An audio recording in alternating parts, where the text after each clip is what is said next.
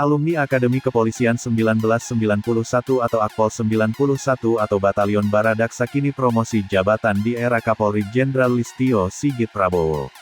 Rata-rata Akpol 91 menduduki jabatan strategis di era Kapolri Jenderal Listio Sigit Prabowo. Saat ini, Tribun berhasil merangkum alumni Akpol 91 yang berhasil menjadi jenderal. Sedikitnya, ada 26 alumni Akpol 91 yang menjadi jenderal.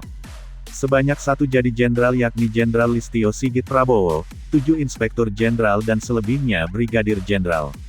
Di era Kapolri Jenderal Idam Aziz, lulusan Akpol 91 memang mendapat keistimewaan karena memegang jabatan strategis di Polri.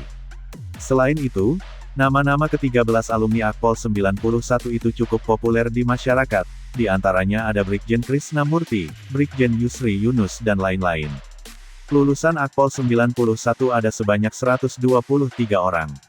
Di urutan pertama Batalion Baradaksa 91 itu terdapat nama Kayani Sudarto kelahiran September 1969 dan urutan terakhir adalah Krisnamurti kelahiran Januari 1970.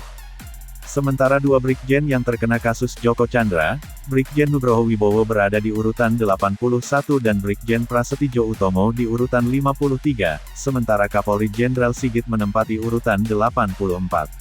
Pada era Idam Aziz ini, 4 orang yang menjadi Kapolda, mereka adalah Irjen M. Fadil Imran, Irjen Wahyu Widada, Irjen M. Iqbal, dan Irjen Merdisyam. Baru-baru ini pada melalui surat telegram bernomor ST 2278 XKEP 2021 tertanggal 31 Oktober 2021, Akpol 91 kembali promosi jenderal. Adalah Kombes Yusri Yunus naik pangkat menjadi Jenderal Bintang 1. Ia sekarang menjadi Direktur Regiden Korlantas Polri.